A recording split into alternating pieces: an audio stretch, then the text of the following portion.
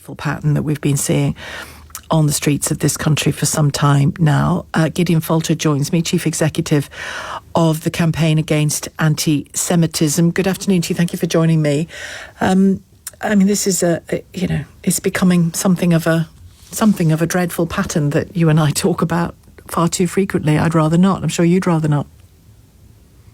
Look, I think for British Jews, one of the disturbing elements of this pattern is the response to it, or lack thereof. We've heard the Prime Minister come out and say that this is deeply concerning. We've heard the Deputy Prime Minister say it's appalling. When are we going to dispense with these meaningless political platitudes where each incident is treated as though it's some kind of new great big shock, from the burning of ambulances now to stabbing, it seems, of Jewish people on the streets of Britain?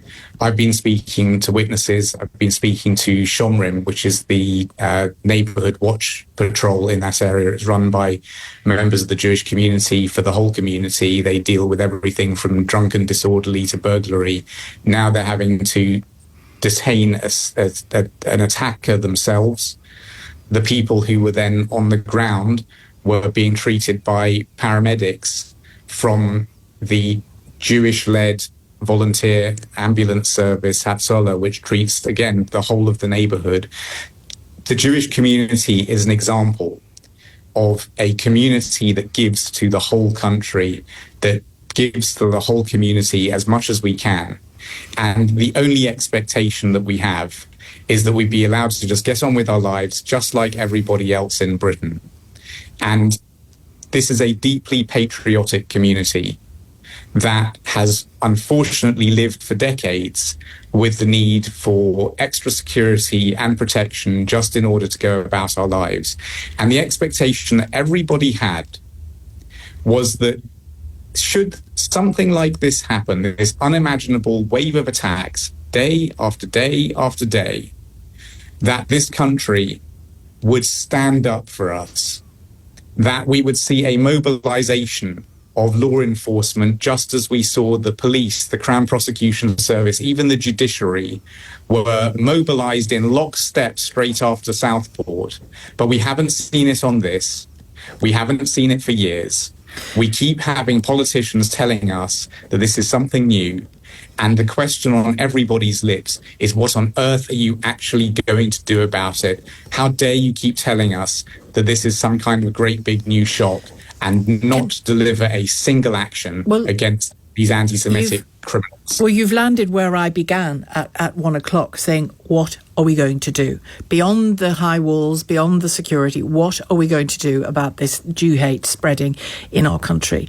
Now, you've given, I think, a good analogy there with the response to the Southport attacks, that coming together, that mobilisation, as you call it, of politics, of police, of the judiciary. Talk a bit more about that and what you envisage that looking like in response to this phenomenon.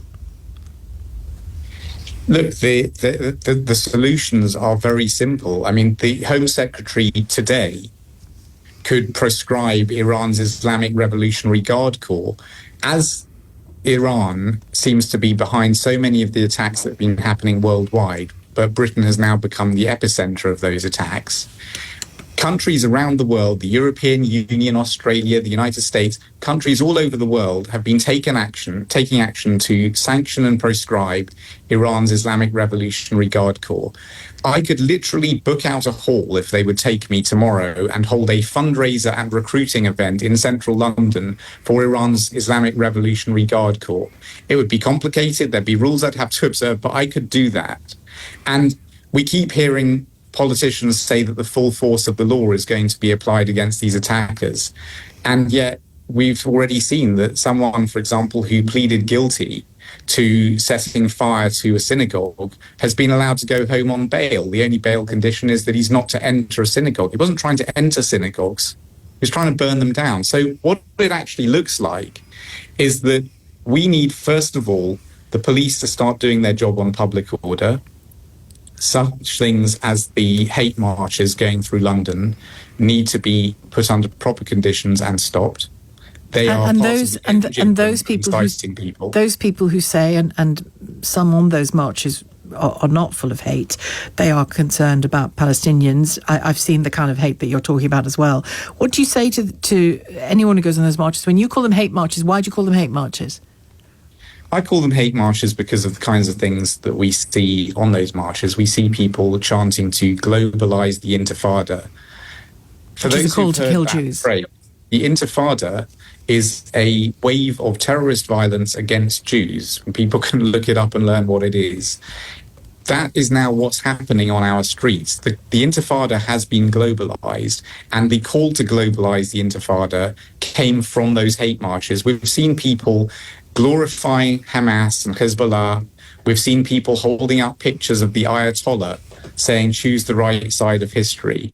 We've seen people chanting ancient Arabic battle cries, recounting the Battle of Khaybar in which Jews were massacred. We see that week after week, and we tell the police that these are hate marches, and they tell us, no, they're largely peaceful. We need to wake up in this country, because it's not just the criminal acts that we're now seeing, things like stabbing and arson attacks. It's the radicalization of our young people. British kids are being radicalized to believe that when China puts Muslims in concentration camps, that's not worth a protest. But for some reason, the Jews uniquely, or the Zionists as they often refer to them, are especially evil. They are especially worthy of marches week after week after week. And it's now gone beyond our streets. It's in our schools. It's in our universities. We were dealing just the other day with a horrendous case that took place in the NHS. And we're hearing a lot more of staff taking it out on Jewish people in the NHS, taking out their extremist beliefs on Jewish people when they're coming as Jewish patients. Which is terrifying. Doctors. Terrifying. It's absolutely horrific. Can I read to you Kemi Badenoch's tweet that she just put out? Jewish people in our country are under constant attack. Constant is the word she uses. This is no longer a growing pattern. There is an epidemic of violence against Jewish people. It is now a national emergency. It needs to be treated as such by the government and the public authorities. Chiming with what you said? Yeah, I think, look, politicians who comment on this are doing one of two things. They are either, it seems, the government expressing sort of dismay that this is happening, or they're politicians of opposition parties calling for action to take place. The thing that we need is for the government to be just telling us what they're going to do. There's been an awful lot of political comment about this. This shouldn't be a political matter.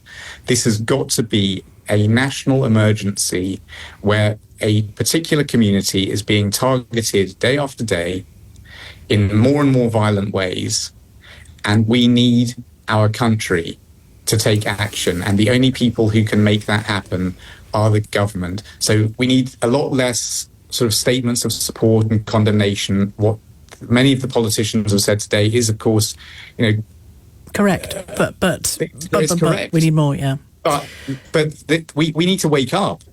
The words of saying that hate will not divide us and there's no place for anti-Semitism in our country, as the government keeps saying, that is not going to do a single thing to save a Jewish life.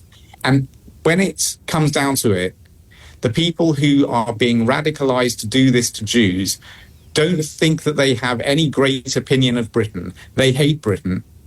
And they want to attack Britain too. Well, we can't assume that we know that we know the thinking of every person. But yeah, listen, I must leave it there. But thank you, Gideon Falter, Chief Executive of the Campaign Against Anti-Semitism. Lots of you waiting to speak.